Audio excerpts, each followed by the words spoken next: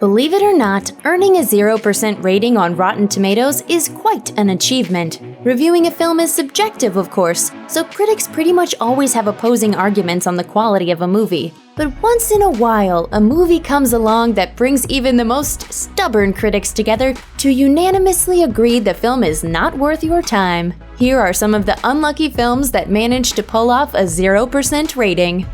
Jaws: The Revenge. Even if you haven't seen the fourth Jaws movie, you may have read or heard Michael Caine's famous quote on his involvement with the ill-fated picture. According to The Telegraph, he admitted, "I have never seen it, but by all accounts it was terrible. However, I have seen the house that it built, and it is terrific."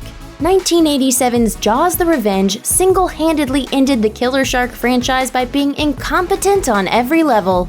Developed from conception to completion in less than a year, the movie was rushed and careless, with director Joseph Sargent telling Starlog magazine at the time, "This is probably the quickest gestation of any project, I think, in film history." How do we get involved in something that idiotic?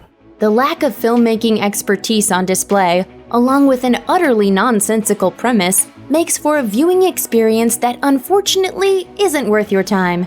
And the critics all agreed. Gotti.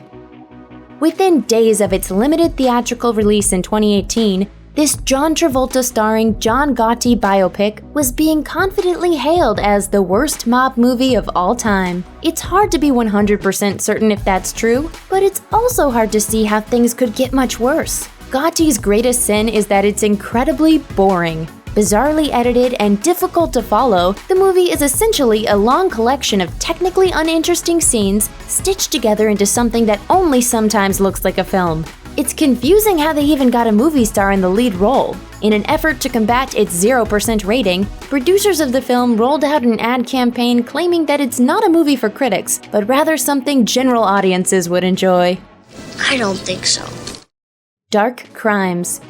Jim Carrey became widely known in the 80s and 90s for his committed slapstick comedy performances, but he later surprised viewers with impressive turns playing against type in more serious films like Man on the Moon and Eternal Sunshine of the Spotless Mind. With all that dramatic talent, it's unfortunate that 2018's Dark Crimes was such a fail. Focusing on a detective who discovers startling similarities between a cold case murder and the plot of a recent novel, Dark Crimes has an interesting enough concept to root for the movie from the start, but it never ever meets you there. Uncomfortable and unengaging, Dark Crimes earns its 0% rating not through apathy or blandness. Instead, it actively repulses, digging its way down to the bottom of the barrel, one scene of intense violence at a time.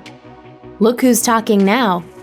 Capping off the Look Who's Talking trilogy, 1993's Look Who's Talking Now takes the first two movies' conceit of tough-talking babies and broadens it with the introduction of a team of talking dogs. The insane execution is the main problem here, with a seemingly family-friendly concept perverted by enough bad language, innuendo, and adult humor to shut out the age group that you'd think would be the movie's entire audience. What do you say you and me go play Bury the Bone? As a sequel, Look Who's Talking Now is one of the all-time classic examples of the concept of diminishing returns. The unexpected franchise had already given audiences a retread with Look Who's Talking 2, making the completely unnecessary third outing feel all the more puzzling.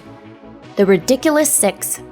Adam Sandler's early successes have helped to sustain an entire career's worth of unholy crapola, but 2015's The Ridiculous Six is his rock bottom, one of the few films that truly deserves distinction among the worst movies of all time. In Sandler's early movies, the lowbrow quality of his humor was still stupid, but it felt like you were in on a joke. With The Ridiculous Six, it feels like you are the joke. It's like the actor took a dare to make the most offensive, least capable movie that people would still watch. The film also comes across as mean-spirited, steeped so heavily in harmful Native American stereotypes that several actors reportedly left the set in protest. Max Steel. Superhero movies have spent the last decade cleaning up at the box office, but that doesn't mean the genre is a safe bet. Based on a toy line from Mattel, 2016's Max Steel is a false start of an effort to bring a new franchise to life. It focuses on a young man named Max and a robotic life form from outer space named Steel, the latter of which is a joke-cracking snark machine, capable of enveloping itself entirely around Max like a suit of armor. The result is a movie that tries to combine the best elements of Iron Man and Transformers, failing to accomplish either by ultimately being too bland. Everything in the movie is something you've seen before, and unfortunately, all this unforgivably boring film does is remind you of other films that did it all better.